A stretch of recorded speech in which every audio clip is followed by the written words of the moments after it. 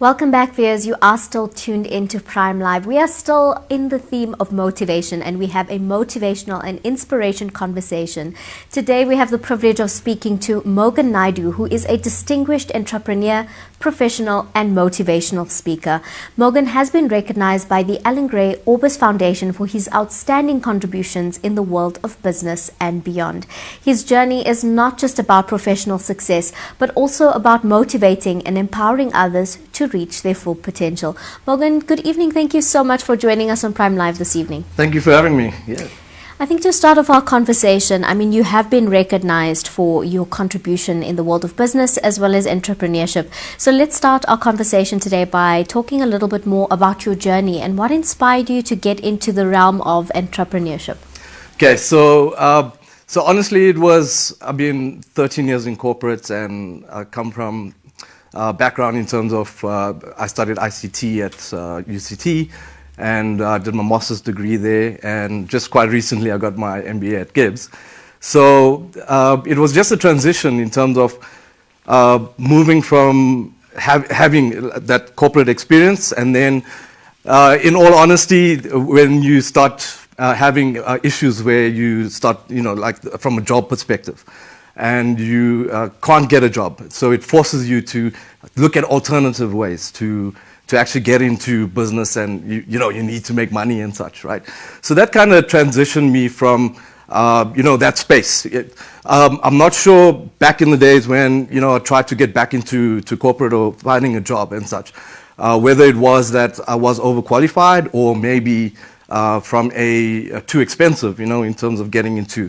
Been to lots of interviews and such, but end of the day, it was time consuming, and so at that stage where you built a lifestyle, around from your experience in corporate and such, and you have to meet daily needs, and then that really forced me into getting into entrepreneurship.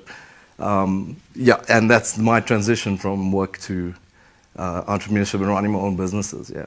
No, that's incredible. Yeah. And I love that you took a difficult situation and you didn't take it lying down. You absolutely were forthcoming with it, and you decided to make a decision and start your own business and delve into the realm of entrepreneurship, which is not an easy decision at all. And entrepreneurship comes with its own set of challenges. But I think a lot of South Africans and a lot of viewers at home watching right now will absolutely be able to relate to what you're talking about. Yeah. Because the job market is so unstable at the moment, it isn't always possible to stay in your corporate 9-to-5 for as long as you would like to.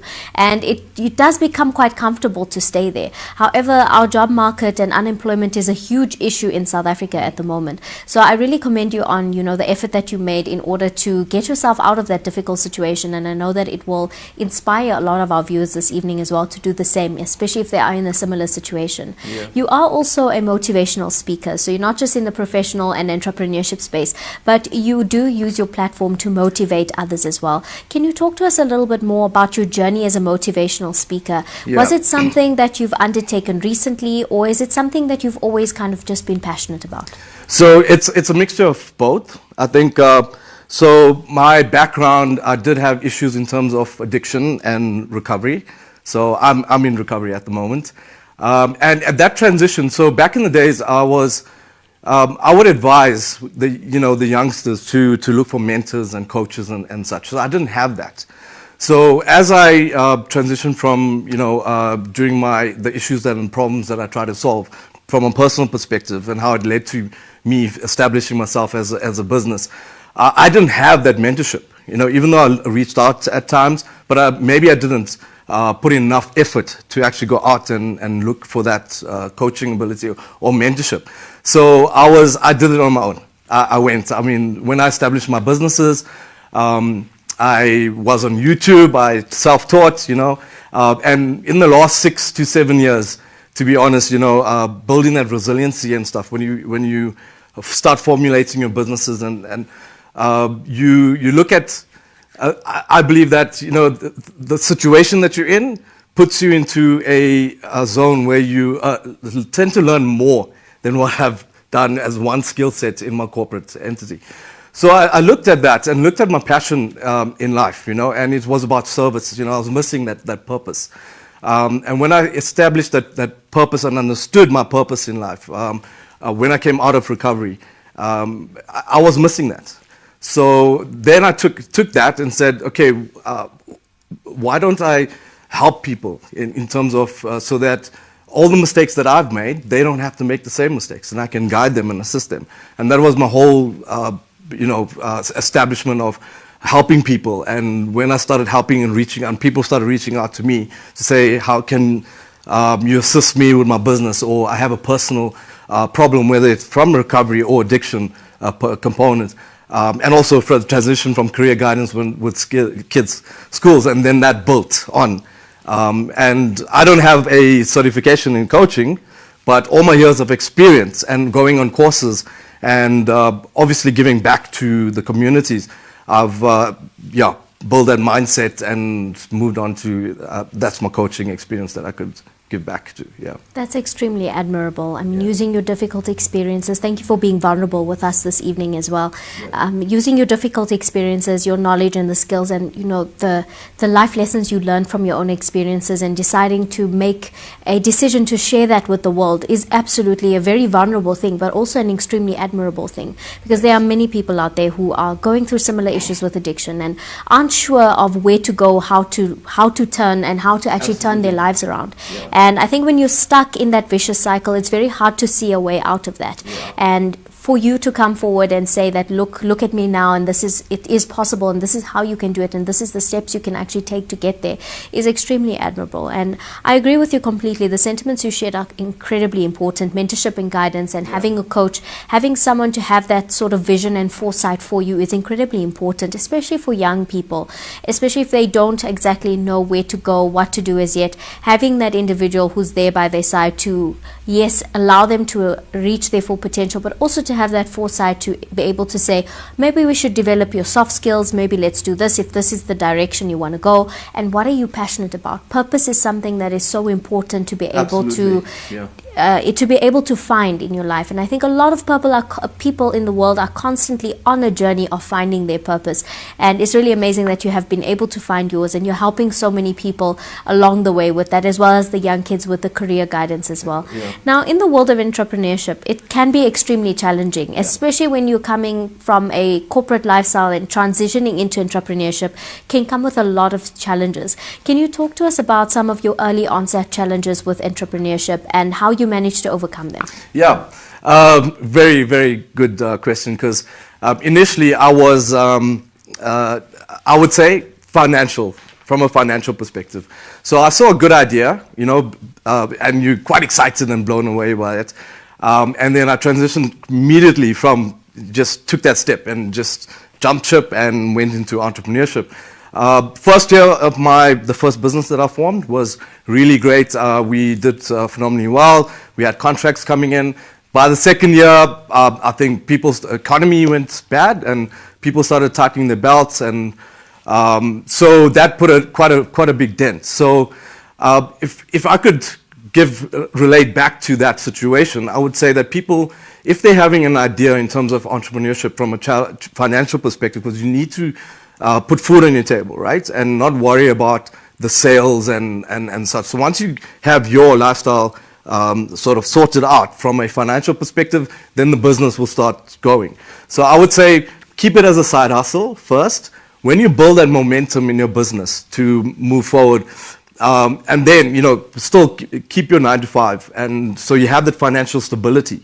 And that was one of the key challenges that I could, relate to. And if I could recall that, put a sort of a challenge, a damper.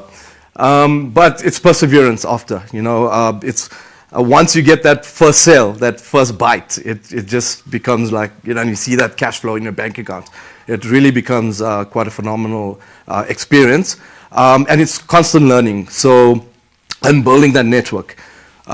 So from a challenge perspective is, how do you identify the network? Because from that perspective, it also builds a support. An entrepreneurship is a very lonely journey, right? So when you're on the top, right, and you're trying to formulate everything and your business and what's the next steps and such, if you're doing it alone, it does become a lonely journey, and it's a little bit more difficult. Whereas build a support system around yourself in terms of when you're taking your steps into entrepreneurship. Have whether it's your friends who are financiers, your mentorship key coach. Find those, and also continuous learning. That's also a support system in itself for you as a person. That continuous learning. So a lot of those challenges that I've went through, I've learned. And so going forward, I live by this motto, inspire with success and guide with failure, right? So whatever I do, I also post my failures because one, people need to celebrate with you, celebrate the successes, but also from a failure perspective. Failure is learning. Failure is also that learning comes from the support that you provide yourself. When you're continuously learning, you have to fail at times to learn from mistakes and make new mistakes and move forward. So that's my motto, in the sense that I celebrate with my successes and I guide my mentees or whoever I'm in contact with and providing support to from that perspective. That's an incredible perspective and some very valuable advice that you've shared just now as well. I love that you talked about how you celebrate your failures and you post about them. Yeah. And that's a very different notion for this very social media world that we live in, where it's very much driven by perfection. Absolutely. And all these influencers, all these people we follow on social media, these people we look up to, these influencers, don't often share their failures. And it's often difficult, especially for young people, to be able to imagine what an entrepreneurship journey looks like or what an academic journey should look like if their influencers and the people they're looking up to are not sharing in on the difficult experiences that they are also having. But something that is absolutely a huge success for you and such an incredible honor is that you were actually recognized by the Alan Gray Orbis Foundation. And this is such a significant honor, and really congratulations on that. It's absolutely amazing to be recognized in that way. Can you tell us how this has really affected your life professionally as well as personally? Okay, so I'm with the Alan Gray Orbis Foundation, and the work that they're doing is it's phenomenal. And it really kick-started from when I started my MBA, and I found a gap in my sort of career. And I wanted to take my businesses, bigger. And so the reason why I actually did my MBA at the Gordon Institute of Business Science was because I wanted more of an executive level understanding leadership position, and also how do I take my businesses in a global multinational strategy perspective.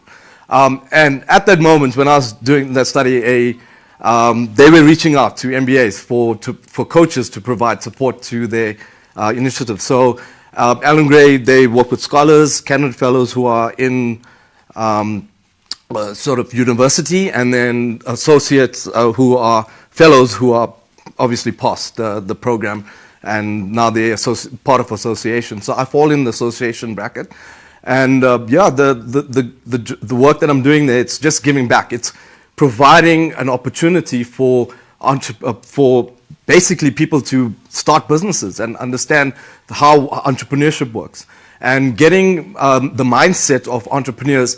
I'm an entrepreneur in residence, and I also have other colleagues with me. They've been in the game. They've been in the industry. They had the challenges that I've experienced. I haven't had a mentor. What did I do in that instance? What can I provide the support that I can give back to? And so just doing what I do and going with the flow, and I think it just resonates with the culture in Alan Gray, and also not only Alan Gray but also beyond in the entrepreneurship ecosystem. And it's about helping, and I think education and entrepreneurship is such core key drivers that the country needs to focus on when we're moving forward as to building the economy and creating jobs. It starts from the basis, and the way everything is aligned in Alan Gray Orbis Foundation is that scholars, they're developing this mindset from education scholars. I mean, I started crying when a grade 6 student came, and I was judging a competition, and they came in and water sanitization, very small project, but it was so emotional because the level of ideas that they bringing at that stage, at that level, was just phenomenal. So I learn a lot. I learn a lot from my mentees and being part of Alan Gray Orbis Foundation. It's not that, yes, I'm giving my sort of passion and my mistakes, what I've learned, and the support to there is that even though from a business level, and I'm very focused on IT, I also mentor other companies in agriculture and stuff, cryptocurrency, whatever the case may be, fintech, so I'm learning also, even though I have that, the core centralized business consulting experience that I provide. But yeah, and I think I've grown as an entrepreneur since I've provided services to Alan Gray Orbis Foundation, just understanding that ecosystem, because that's such a key driver for South Africa especially. Getting people to build that resilience, getting people to understand how to run businesses, how to take your ideas to the market, and that's ultimately going to create jobs, create shared value, develop communities. So hope I didn't speak too much on that. But absolutely. No, I couldn't agree more. I mean, financial education is absolutely going to, harness that entrepreneurial energy in young people who have all these dynamic ideas, and that can really be innovative and change South Africa for the better. But it is that investment into that financial education and giving them the platform, the tools, and the best possible information for them to be able to grow as entrepreneurs and give them the necessary platforms to do that. But before we let you go, are there any initiatives or anything like that coming up that we can maybe be looking forward to rather? I pretty much go with the flow. So let's think. I also involved, besides running 3 businesses in IT, telecoms, and Africa advisory, I own a martial arts dojo. So from the key initiatives of taking, we're developing tribe martial arts in Kwan vessels that I teach. So we do Kyokushin karate, and we are actually developing youngsters, and we're reaching out to Deep Sloot townships and Alexandra that we're involved in. They come to the dojo, we sort of train them and building that martial arts, and just giving back to the community, in terms from that perspective. And then yes, initiatives in terms of getting internships for our companies, getting IT focused, and for learning, especially with AI coming up right now, we want to establish that and sort of grow, and just giving back to the communities and from an education perspective and building that shared value. Can't think off the top of my head right now. There's lots going on. So, but I mean, if anyone wants to find out more, they can reach out to me. And I can provide a lot of information of what's going on, the involvement of the communities. But the big one for now, for me, it's the martial arts. I really very keen and passionate about martial arts, and I want to take that to, and we see soccer growing, right? But how often do you see karate or martial arts on TV besides UFC, which is, so if we can get that, and I've seen promising students in there, and really doing well. And it's not only that they're doing from a martial arts perspective, that's karate, but it helps them understand goals. It helps them understand the resilience and discipline, and putting the energy into what they're actually doing and understanding that. And it sort of frames their mind. So when they're in school, how do they behave in school? How they get out of school, we also do anti-bullying and what do parents need to do in that situation. So it's a lot beyond just, teaching them martial arts, but it just goes beyond that. From a community perspective. No, that's incredible. I think martial arts is an amazing way to be able to take control of your mind, your position. It teaches you so much of valuable skills that you can use in your life, like self-discipline, as well as teamwork, as well as many other valuable skills that these children can really, really use into their day-to-day lives. And of course, giving them an interactive and fun skill to be able to use, and you never know, we may be teaching some future Olympians, we never know. But thank you. Let's hope so. Yes. Mr. Naidu, thank you so much for joining us this evening. This has been a very insightful conversation. So thank you for sharing your entrepreneurial journey, your insight into, yes, your successes, but your failures as well, and being vulnerable enough for sharing that with us as well. And we really commend you on the incredible work that you have done to give back to communities as well. In coming with your success, you are absolutely giving back to the future generations of South Africa. So thank you for joining us this evening. Great. Thanks for having me. Thank you. Viewers at home, that was Mr. Naidu. If you would like any further information on some of the karate projects that they have going on, or even some of the entrepreneurial or financial education initiatives that they have going, please do reach out to him on his social media platforms for more information. But on that note, viewers, it is time for us to head over to an ad break, and we'll come right back.